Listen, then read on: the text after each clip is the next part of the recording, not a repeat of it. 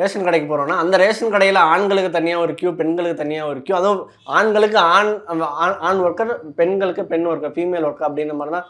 இது எப்படி நீங்கள் பார்க்குறீங்க? இல்லை, அது அவசியமற்ற ஒரு விஷயமா தான் எனக்கு தோணுச்சு. ஏன்னா இன்னைக்கு ரேஷன் கடைக்கு எல்லாருமே போகிறாங்க.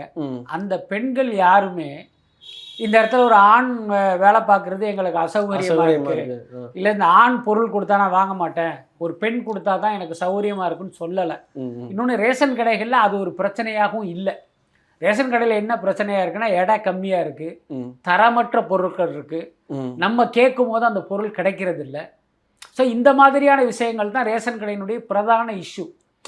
அதை தான் நம்ம சரி பண்ணணும். அதை விட்டுட்டு நான் வந்து பெண்களுக்கு பெண்களே தருவாங்க, ஆண்களுக்கு ஆண்களே வருவாங்கங்கிறதெல்லாம் இருக்குல்ல, அது ஒரு சரியான பார்வையாக எனக்கு தெரியல. அதுக்கடுத்து இவர் சொல்கிற மாதிரி பெண்களுக்கான ரேஷன் கடையில் பார்த்தீங்கன்னா ஒரு பெண் பணியாளரும் பெண் எடையாளரும் இருக்கிறதா சொல்கிறாரு. ஓகே, அந்த மூட்டையெல்லாம் யார் தூக்குறது?